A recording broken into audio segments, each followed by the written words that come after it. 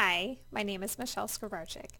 I'm a speech-language pathologist, and I am going to do a demonstration of what an online speech therapy session might look like in regard to a therapist motivating a child to engage and participate. The biggest concern that I have parents raise whenever they're asking about teletherapy services is whether or not their child is going to actually sit at the computer and talk to me for 30 minutes or for however long their session might be.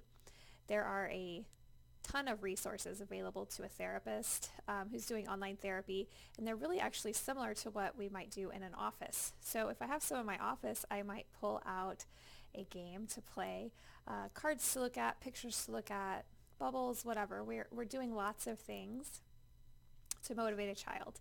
And online, it's very similar to that. I have a document camera that I use for reading books, doing testing, and just sharing images of maybe an object that I brought into work that day that I think the child might like. I can also share YouTube videos and music over the computer. And we also have lots of resources online, games and applications that your therapist might have available to engage your child and to keep them motivating. Speech therapy is hard work, and so your therapist is going to be trained in finding ways to establish that working relationship and to change the behaviors that need to change to increase the language or the speech accuracy that they are working on online. This next slide will include a demo session with a 6-year-old boy named James. He and I are going to interact to make a pizza online. Keep in mind that there are many available options, and this is just one activity that James enjoys. There are many others that can be chosen based on age, interest, therapeutic content, and the child's computer skills. You will see me giving him remote control, which means that he will be able to take control of my computer screen. I have shared a part of my screen that is outlined in orange. If a child is unable to use a mouse, they can use verbal language or gestures to indicate what they want me to do. The interaction is used to motivate a child and can be used after a certain amount of time, after a certain number of words are said, or even as a topic of therapy itself.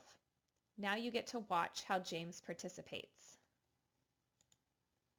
I want you to push take control at the top. Okay. And then you can push go. To control and go. What? I don't think you clicked it. Go and it didn't.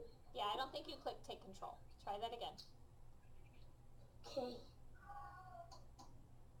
There you go. All right. Let's pick a crust. Okay. Do you want white or wheat? White. Okay. And tell me what kind of sauce you like. Tomato. I don't like sauce, but I want tomato. Okay. You want red tomato sauce. Okay. Spread it all over that pizza for me. Okay. I have to hold the button, right? I have to hold it. Just like that. You've got it. To make the pizza. I have to hold it to spread it around.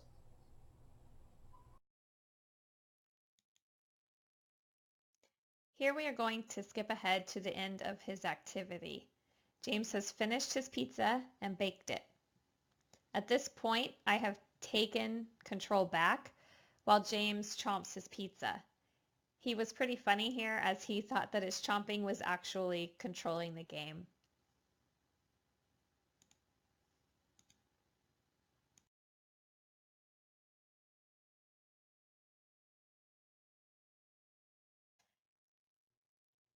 Thank you for watching this video.